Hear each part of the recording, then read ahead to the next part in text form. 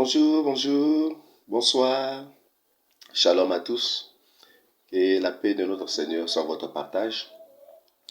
Bien-aimé, je suis là pour te parler du deuxième moyen par lequel vaincre les combats de nos limites.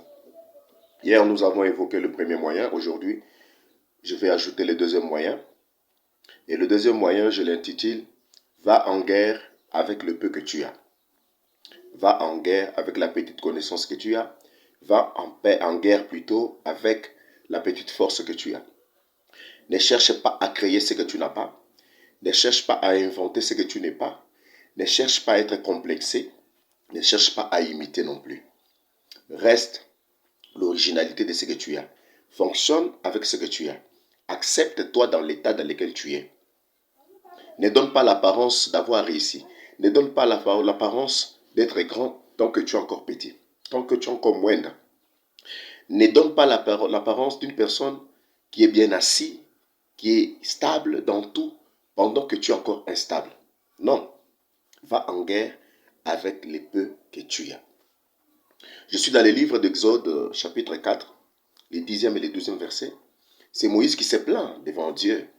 Moïse se plaint et dit à Dieu, mais tu me donnes cette lourde responsabilité, tu m'envoies dans cette mission pendant que je suis rien, j'ai des difficultés à parler. Dieu lui a dit, va, je serai avec ta bouche. Bien-aimé, quand tu acceptes ta posture, tu acceptes la condition dans laquelle tu es, marche avec et Dieu va te secourir. Ne donne pas l'impression d'être ce que tu n'es pas. Ne donne pas l'impression d'être ce que tu n'es pas. Accepte-toi par rapport à ce que tu es présentement. Et forge-toi par rapport à ça. Tu atteindras les zéniths, tu atteindras ton objectif et tu deviendras une personne grande. Tu auras la grandeur avec le temps. Quand tu forges bien, c'est que tu es pour l'instant et tu t'acceptes dans cette posture-là. C'est alors que tu vas développer toutes les qualités possibles et les facultés possibles pour atteindre la grandeur et devenir meilleur.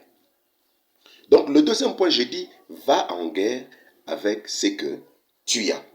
N'aie jamais négligé le peu que tu as, peu importe sa description. Jamais, jamais. Ne néglige jamais ce que tu as. Les peu que tu as là, les petits moyens que tu as, la petite connaissance que tu as, la petite force que tu as, les petites relations que tu as là. Ne néglige jamais ça. Ne néglige jamais ça. Reste confiant et positif par rapport à ton objectif.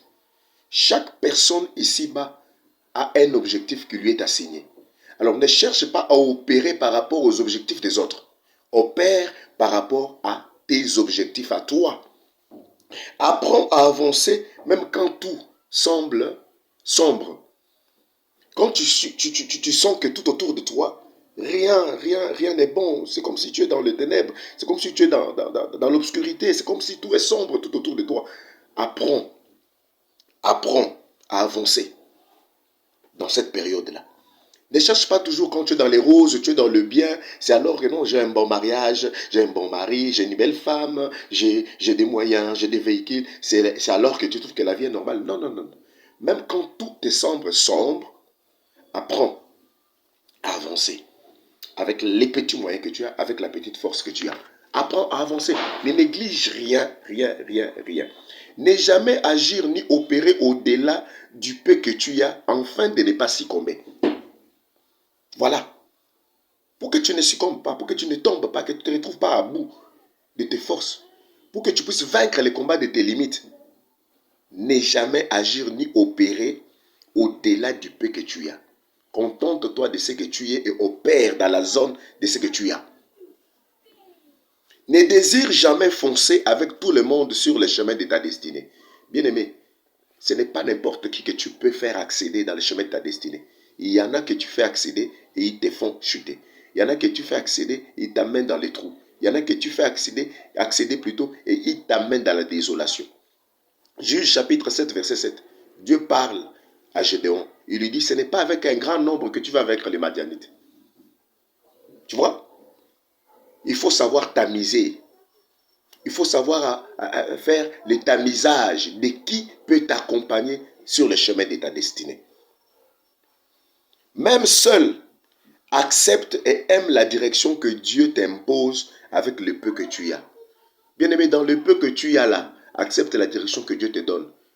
Ne te crée pas diverses directions qui peuvent t'égarer, qui peuvent t'amener dans des problèmes, dans des tourments. Non, demeure dans la voie que Dieu dans la voie que Dieu met devant toi. C'est alors que tu réussis. Croire toujours que ce n'est pas inutilement que Dieu te laisse vivre. Ce n'est pas en vain que Dieu t'a mis sur cette terre. Hein. C'est avec un objectif. Crois à cela. Et dis-toi, si je suis là, si Dieu me laisse vivre jusqu'à aujourd'hui, pendant qu'il y en a qui sont décédés, si Dieu me laisse vivre, c'est-à-dire, il y a quelque chose que moi là, je dois produire. Il y a quelque chose que moi là, je dois donner. Et enfin, dis-toi que le peu que j'ai, c'est une clé pour une force de la réussite. Le peu que tu as, c'est une clé pour une force de la réussite. Alors ne sois jamais découragé et ne te vois jamais une personne inutile. Notre deuxième moyen, je disais, va en guerre avec le peu que tu as. Accepte tes moyens, accepte ce que tu es, reste et vis comparativement à ce que tu es. Reste et vis comparativement à ce que tu es. Ne cherche pas à emboîter les pas des autres. Ne cherche pas à vivre dans la comparaison. Sois original par rapport à ce que Dieu a mis en toi et tu vivras la réussite et tu vaincras les combats et tes limites. Soyez tous bénis. C'était votre humble serviteur, le pasteur Doudou Roger, le fils du tonnerre, pasteur à l'église La Joie de l'Éternel. Et je salue ma mère, la révérende Micheline Chaban. Soyez tous bénis dans le nom de Jésus. Bye. Et à la prochaine pour notre troisième moyen. Je vous aime.